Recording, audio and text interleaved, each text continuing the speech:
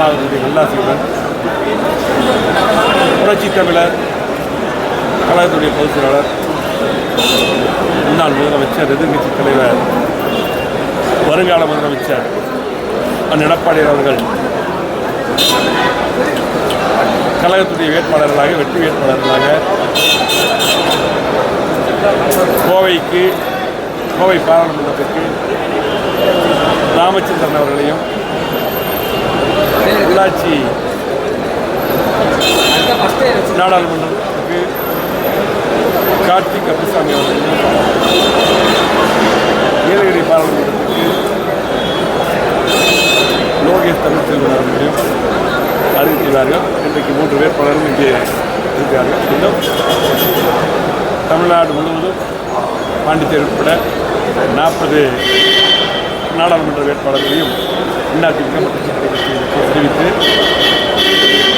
ஒரு இடைத்தேர்தலிலே சட்டமன்ற இடைத்தேர்தலில் வந்ததிலே அதற்கு அதிமுக சார்பாக வேட்பாளரை அறிவித்து இன்றைக்கு அதிமுக தலைமையிலே அண்ணன் எடப்பாடியார் தலைமையிலே வெற்றி கூட்டணி அமைத்து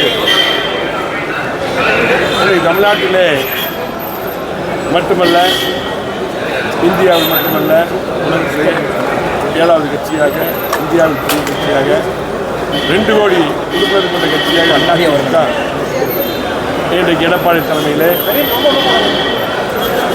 வெற்றி வேட்பாளராக பொதுச்செயலாளர் அறிவித்துள்ளார்கள். கண்டிப்பாக வெற்றி உறுதி. ஏனென்றால் இன்றைக்கு களத்தில் இருக்கக்கூடிய எங்களுடைய வெற்றி வேட்பாளர்கள் இன்றைக்கு சிறப்பான முறையில் செயல்படுவர்கள் மட்டுமல்ல, படித்தவர்கள் மட்டுமல்ல, இந்த கழகம் முன்விழா கண்ட கழகம் 31 ஆண்டுகள் இன்றைக்கு ஆளுகின்ற கட்சியாக இருந்து எம்ஜிஆர் அம்மா எடப்பாடி என்று பல்வேறு திட்டங்களை இருந்து குறிப்பாக இந்த 3 வேட்பாளர்கள் கோவை, அதே போல் நீலகிரி, திருப்பூர் இதெல்லாம் வரும்.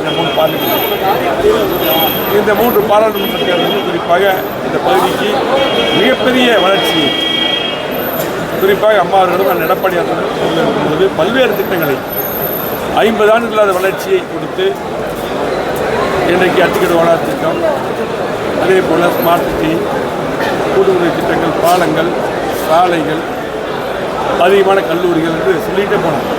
மிகப்பெரிய வளர்ச்சியை இன்றைக்கு அதிமுக கொடுத்துள்ளது. எடப்பாடியார் கொடுத்துள்ளார். முதலமைச்சராக இருக்கும் பொழுது இந்த 3 ஆண்டுகளாக திமுக அரசு எந்த திட்டமும் இங்கே கொண்டு வரவில்லை. ஆகவே பொதுமக்கள் இன்றைக்கு தெளிவாக இருக்கிறார்கள்.